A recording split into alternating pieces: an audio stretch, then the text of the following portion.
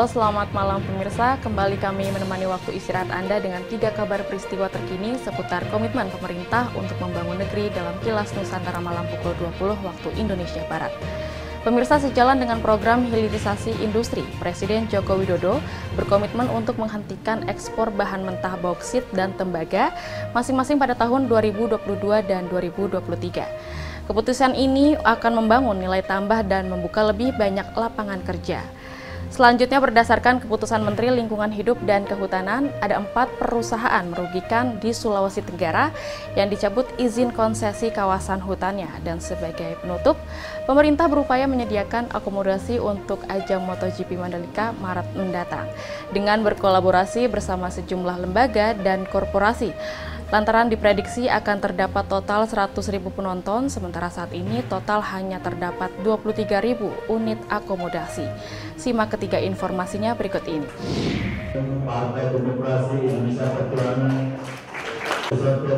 Presiden Joko Widodo menegaskan komitmen pemerintah dalam menghentikan ekspor bahan mentah komoditas pertambangan yang terbaru, yakni untuk bahan mentah bauksit dan tembaga, masing-masing pada tahun ini dan tahun depan. Presiden berpidato dalam acara HUT ke-49 PDI Perjuangan Senin 10 Januari mengatakan, sejalan dengan keputusan itu pemerintah akan membangun hilirisasi industri agar bisa mengekspor komoditas yang bernilai tambah. Kebijakan tersebut telah diawali dengan penghentian ekspor bahan mentah nikel pada 2020. Tahun ini segera juga akan kita stop ekspor bahan mentah bauksit. Tahun depan juga akan kita stop lagi ekspor bahan mentah tembaga. Karena dampak dari hilirisasi industri ini akan sangat besar. Selain membuka lapangan pekerjaan yang sebesar-besarnya bagi rakyat, ini juga akan memberikan nilai tambah yang besar. Menurut Presiden, dengan ekspor bahan setengah jadi dan barang jadi, nilai ekspor Indonesia meningkat secara signifikan. Sebelumnya, ekspor bahan mentah nikel tercatat sebesar 25 triliun rupiah, dan setelah dilakukan ekspor material setengah jadi dan barang jadi, angkanya mencapai 280 triliun rupiah. Dari Jakarta, Suwanti Egan Surya Hartaji, Kantor Berita Antara mewartakan.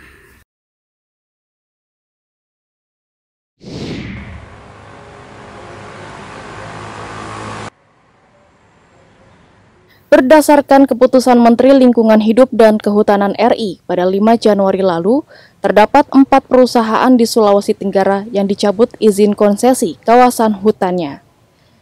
Kepala Dinas Kehutanan Provinsi Sulawesi Tenggara, Sahid, yang ditemui di kantornya pada Senin 10 Januari, merinci keempat perusahaan tersebut terdiri dari 3 perusahaan di bidang pertambangan dan 1 di bidang hutan tanaman industri atau HTI. Untuk usaha pertambangan, izin yang dicabut berupa IPPKH atau izin pinjam pakai kawasan hutan. Adapun keempat perusahaan tersebut yakni PT Sultra Raya Tambang dengan luas kawasan 992,73 hektar tambang aspal, PT Bumi Buton Delta Megah seluas 404,44 hektar juga tambang aspal, PT Toshida Indonesia luas kawasan 5.265,70 hektar tambang nikel, dan PT Sinar Ceria Sejati dengan luas kawasan 10.885 hektar usaha bidang hutan tanaman industri. Bidang hutan tanaman industri atau biasa kita kenal HTI itu PT Sinar Ceria Sejati. Kemudian ada yang berusaha di bidang pertambangan. Nah, itu yang namanya IPPKH, izin pinjam pakai kawasan hutan. Itu PT Toshida. Kemudian IPPKH PT Sultra Raya Tambang. Ini berkedudukan di Buton, di aspal ya, tambang aspal. Kemudian yang keempat ada IPPKH PT Bumi Buton Delta Megah. Buton juga, aspal juga. Jadi ada 4 ya perizinan di sektor kehutanan yang dicabut. Selain pencabutan izin konsesi kawasan hutan, juga terdapat 5 perusahaan konsesi hutan di Sultra yang akan dilakukan evaluasi terkait kewajiban-kewajiban yang harus dipenuhi kepada negara, reklamasi dan jaminan reklamasi, serta hal lain dalam menjaga kawasan hutan.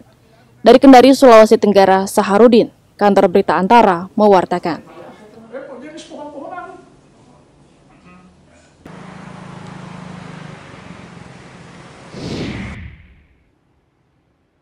Pemerintah terus berusaha menggenjot ketersediaan akomodasi untuk ajang MotoGP Mandalika Maret mendatang. Hal ini karena diprediksi akan terdapat total 100.000 penonton yang akan menyaksikan gelaran akbar tersebut. Demikian disampaikan Menteri Pariwisata dan Ekonomi Kreatif, Sandiaga Uno, melalui konferensi pers mingguan secara daring Senin, 10 Januari. Faktanya, menurut Sandi, saat ini total hanya terdapat 23.000 unit akomodasi, seperti hotel dan desa wisata di Lombok, Nusa Tenggara Barat per Desember 2021.